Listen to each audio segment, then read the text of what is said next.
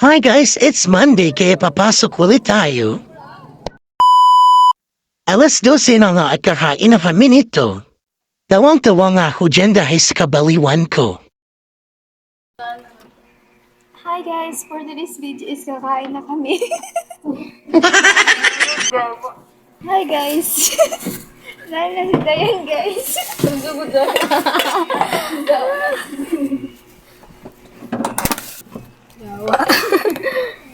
Ayaw talaga nila sa camera. Nalipasan na talaga ako ng gutom dyan.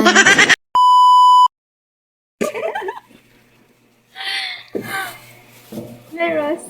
Mukha mo kami guys. Bahala na kayo humusga kung paano ako kumain. Habang kumakain nga kami dyan ay marami akong nalaman na hindi ko dapat malaman. Story time nga pala. Hindi ko akalain na may mga tao palang nakaka-appreciate sa ginagawa ko. Kahit minsan naman talaga ay puro kabaliwan lang yung mga ginagawa ko. Pero nagpapasalamat ako sa mga taong nakaka-appreciate sa konting ginagawa ko kasi namomotivate nila ako bilang isang tao. Minsan nga ay may nagsasabi sa akin, "Hi guys ka na pala ngayon."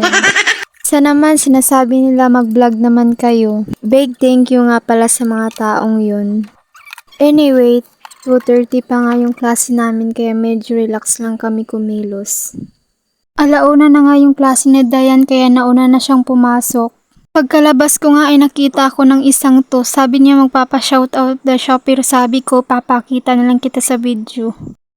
Malapit na nga yung klase namin kaya sumakay na kami ng tricycle.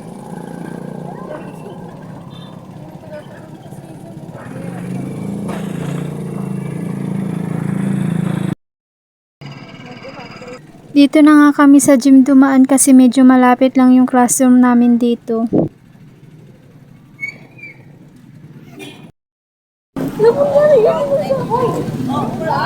Pagkadating nga namin ng classroom ay wala pa yung instructor namin kaya may oras pa ako para makapag-video.